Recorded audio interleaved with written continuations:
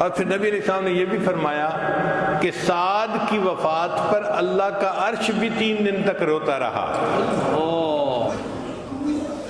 حدیث مبارکہ میں ہے جب مومن فوت ہوتا ہے نا، آسمان کے وہ دروازے روتے ہیں جہاں سے اس کے لیے رزق اتارا جاتا تھا، زمین کے وہ ٹکڑے روتے ہیں جہاں بیٹھ کر وہ اللہ کی عبادت کیا کرتا تھا۔ تو سعد لانو کی وفات پر نبی صاحب نے فرمایا کہ اللہ کا عرش بھی 3 دن تک روتا رہا۔ پھر نبی صاحب نے فرمایا کہ سعد کو بھی ضغط قبر پیش آیا۔ جس کی نماز جنازہ اللہ کے محبوب ہم پڑھا رہے ہیں اور جن کی نماز جنازہ میں اتنے فرشتے اتر رہے ہیں کہ پاؤں رکھنے کی جگہ نہیں مل رہی، اور جن کی وفات پر اللہ کا عرش بھی رو رہا ہے، ان کو بھی ضغط قبر پیش آیا۔ اس کا مطلب یہ ضغط قبر ہر بندے کو پیش آنا ہے، نیک ہو یا بد ہو۔ کیوں پیش آنا ہے اس کی وجہ بھی سن لیجئے۔ آپ ریسٹورنٹ پہ جاتے ہیں، بھئی مجھے چائے پلا دو، تو آپ کو 5 روپیہ اس کا بل دینا پڑتا ہے۔ پھر آپ کہتے ہیں نہیں اس کے ساتھ ذرا 2-4 کباب بھی لے آؤ، تو اب بل جو ہے وہ 100-200 روپے ہو جائے گا۔ آپ کہتے ہیں نہیں یار مجھے بھوک لگی ہے، کھانا کھانا ہے، اب ہزاروں میں بل چلا جائے گا۔ جتنا کھانا بڑھتا گیا اتنا ہی اس کی پرائس بڑھتی گئی۔ ہم دنیا میں جو جائز لذتیں لیتے ہیں نا، ان جائز لذتوں کی بھی قیمت ہے۔ اب ایک بندے نے عیش کی زندگی گزاری، امیر بندہ تھا، اور ایک بندے نے غربت کی زندگی گزاری۔ اب امیر بندے کو اس کا بل تو پے کرنا پڑے گا نا، تو کیسے کرے گا؟ ضغط قبر کی وجہ سے پیش کرے گا۔ غریب آدمی کو کم پیش آئے گا اور امیر آدمی کو زیادہ پیش آئے گا۔ اس لیے ہمارے بزرگ جائز لذتوں سے بھی پرہیز کرتے تھے۔ ہم تو ناجائز لذتوں کے پیچھے بھاگتے پھرتے ہیں نا، وہ جائز لذتوں سے بھی جو ہے پرہیز کرتے تھے۔ مجھے یاد ہے کہ میرے والد گرامی کھانا کھانے کے لیے جب بیٹھتے تھے، میں 2-3 سال کی عمر کا چھوٹا بچہ تھا، ساتھ بیٹھتا تھا، تو ابو ایک لقمہ سالن میں لے کر منہ میں ڈالتے اور گلاس پانی کا پڑا ہوتا تھا، اٹھا کر ایک گھونٹ سالن میں ڈال دیتے تھے۔ مجھے سمجھ نہیں آتی تھی بات، میں پوچھتا تھا ابو اتنا مزیدار سالن امی نے بنایا اور آپ نے اس میں ایک گھونٹ پانی ڈال کے اس کو بے مزہ کر دیا۔ تو ابو اس کا جواب نہیں دیتے تھے، اتنا کہتے تھے تم اپنا کام کرو، میرے سے یہ باتیں نہ پوچھو۔ پوری زندگی انہوں نے کچھ نہیں بتایا۔ جب ان کی وفات ہوئی تو پھر والدہ صاحبہ نے مجھے بتایا کہ بیٹا وہ کہتے تھے کہ یہ نفس دشمن ہے، ہم اس کو لذتیں دنیا میں کیوں دیں؟ لذیذ کھانا آتا تھا اس کو بے مزہ کر کے کھا لیتے تھے کہ پیٹ بھرنا مقصد ہے، پیٹ تو بھر جائے گا، ہم لذتوں کے پیچھے کیوں پڑے؟ تو ہمارے اکابر جائز لذتوں سے بھی پرہیز کرتے تھے، ہم ناجائز لذتوں کے پیچھے پڑتے ہیں۔ ہاں ایک بات اور ہے کہ ضغط قبر تو مومن کو بھی پیش آئے گا اور کافر کو بھی پیش آئے گا، مگر دونوں میں زمین آسمان کا فرق ہے۔ جو کافر کو پیش آئے گا وہ قبر کی دیواریں اس کو دبائیں گی، حتیٰ کہ ایک طرف کی پسلیاں دوسری طرف چلی جائیں گی، اس کی ہڈیاں ٹوٹیں گی، اس کو تکلیف ہوگی۔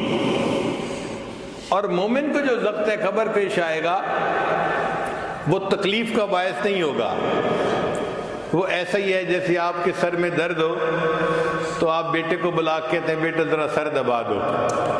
اب بیٹے کے سر دبانے سے آپ کو تکلیف ہو رہی ہوتی ہے، راحت مل رہی ہوتی ہے، بیٹا تھوڑی دیر اور دبا دو، بیٹا ذرا میرے پاؤں میں درد ہو رہا ہے انہیں بھی دبا دو۔ تو ہم جسم جو دباتے ہیں وہ راحت کا سبب بنتا ہے، تو مومن کو ضغط قبر تو پیش آئے گا، اس کے لیے وہ تکلیف کا باعث نہیں بنے گا، راحت کا باعث بن جائے گا، مگر اس کے بدلے اللہ اس کے گناہوں کو معاف فرما دیں گے۔ رحمت اللہ و عفوہ و مغفرتہ بلا سبب من العباد۔ قیامت کے دن اللہ تعالیٰ محض اپنے فضل اور اپنی رحمت سے اپنے بندوں کے گناہوں کو معاف فرما دیں گے۔ بندوں کا کوئی عمل نہیں ہوگا، اللہ کی رحمت کا اظہار ہوگا۔ چنانچہ مفسرین نے لکھا ہے قیامت کے دن نیک لوگ شفاعت کریں گے، شہداء کریں گے، صالحین کریں گے، انبیاء کریں گے، سید الانبیاء کریں گے۔ سب جب شفاعت کر چکیں گے، جنتی سارے کے سارے جس کی چاہیں گے شفاعت کریں گے۔ ایک ایسا وقت آئے گا کہ کوئی شفاعت کرنے والا نہیں ہوگا۔ اللہ فرمائیں گے ہر شفاعت کرنے والے نے شفاعت کی اور اپنی رحمت کا اظہار کیا، اب میں پروردگار اپنی رحمت کا اظہار کرتا ہوں۔ اللہ تعالیٰ جہنم میں سے لوگوں کی 3 لپیں بھریں گے اور ان کو اللہ تعالیٰ جہنم سے نکال کے جنت عطا فرما دیں گے۔ لپ کہتے ہیں یہ جو دونوں ہاتھ یوں بھرتے ہیں نا۔ اب آپ دیکھیں کہ اگر گندم کے دانے ہوں اور میں یوں دونوں لپ بھروں تو وہ سینکڑوں میں نہیں ہوں گے، ہزاروں میں اس لپ میں آ جائیں گے دانے۔ تو اگر ایک چھوٹا سا بندہ اس کی لپ میں ہزاروں دانے آ جاتے ہیں تو سوچئے اللہ کی عظمت کو، اور یہ بھی سوچئے کہ اللہ کی لپ میں کتنے بندے آئیں گے۔ خربوں خرب لوگ ہوں گے، خربوں خرب لوگ ہوں گے جو اللہ لپ بھریں گے اور ان کو جنت عطا فرما دیں گے۔ حدیث مبارکہ میں ہے کہ نبی علیہ السلام تشریف فرما تھے اور اللہ تعالیٰ سے رحمت کی دعا فرما رہے تھے، اور ابوبکر صدیق رضی اللہ عنہ نبی علیہ السلام کی خدمت میں گزارش کر رہے تھے، اے اللہ کے حبیب صاحب آپ رحمت کی دعا کیجئے تاکہ اللہ تعالیٰ آپ کی امت پر مزید رحمت فرما دے۔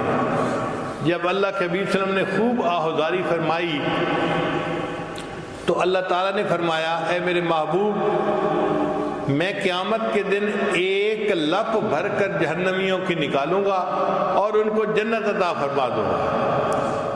عمر اللہ عنہ بڑے خوش ہو گئے۔ ابوبکر صدیق اللہ عنہ نے پھر عرض کیا اے اللہ کے حبیب صلی اللہ علیہ وسلم پھر دعا کیجئے۔ عمر اللہ عنہ کہنے لگے ابو بکر آپ کو پتہ ہے کہ اللہ کی لپ کتنی بڑی ہوگی؟ تو ابوبکر صدیق نے جواب دیا عمر اگر اور بھی لوگوں کا فائدہ ہو جاتا ہے تو تمہارا نقصان کیا ہے؟ یہ رحمت کا وقت ہے، اللہ کی رحمت متوجہ ہے، محبوب صلی اللہ علیہ وسلم کو دعا کرنے دو۔ چنانچہ ابوبکر صدیق رضی اللہ عنہ کے کہنے پہ نبی صاحب نے اور دعا مانگی، اللہ نے 2 لپیں بھر کر نکالنے کا وعدہ فرما دیا۔ پھر ابوبکر صدیق نے پھر عرض کیا اے اللہ کے وسلم اور دعا مانگیے۔ اللہ نے رحمت فرمائی، وعدہ فرمایا میرے محبوب میں 3 لپیں بھر کر لوگوں کی نکالوں گا اور ان کو جنت عطا کر دوں گا۔ امام غزالی رحمۃ اللہ اپنی کتاب میں اس حدیث پاک کو لکھنے کے بعد کہتے ہیں کہ مجھے اس پہ تو بھروسہ نہیں کہ میں اپنے عملوں کی وجہ سے جنت میں جاؤں، اللہ جن کو آپ اپنی رحمت سے نکالیں گے اور جنت عطا فرمائیں گے مجھے بھی ان میں شامل فرما لینا۔ اللہ ہم پر رحمت فرمائے اور قیامت کے دن اللہ ہمیں فقط اپنی رحمت سے معاف فرمائے اور ہمیں جنت عطا فرمائے۔ وآخر دعوانا ان الحمد للہ رب العالمین۔ دعا سے پہلے ہم توبہ